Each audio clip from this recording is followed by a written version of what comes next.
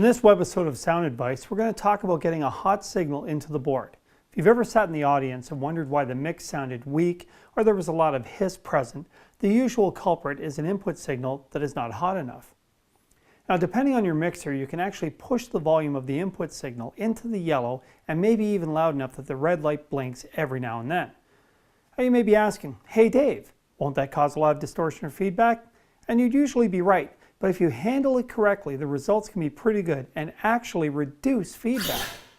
First, what is the source of the sound? Is it a vocalist, drums, bass, piano, or horn section?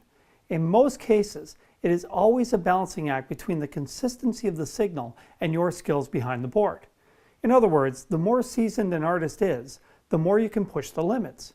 An inexperienced artist will be all over the place with their technique, or in the case of keyboards and electric guitars, they have patches that are loud and patches that are quiet. This is also a good time to introduce compressors and gates to the signal chain by way of an insert. The insert jack on your mixer is designed to route the signal out of the mixer and into the signal processor and then back into the same channel using an insert cable which has a stereo 1/4 inch plug on one end and two 1/4 inch plugs on the other. A gate is used to effectively reject signal below a predetermined volume from getting into the mixer. It allows you to close the gate on unwanted noises. You might use it to keep a buzzy amplifier out of the mix without having to mute the channel. A compressor takes the incoming signal and compresses it by taking away the low and high fluctuations and giving you a steady signal to work with.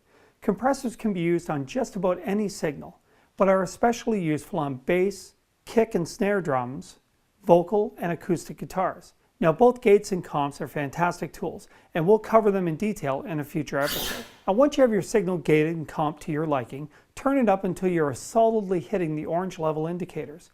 You will notice that the signal is easier to work with because it is full and has a low signal to noise ratio.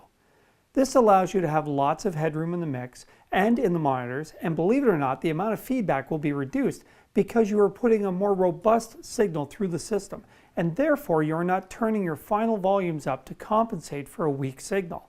Now experiment during sound check and take a poll with the performers on stage to see if they notice a change in the monitors.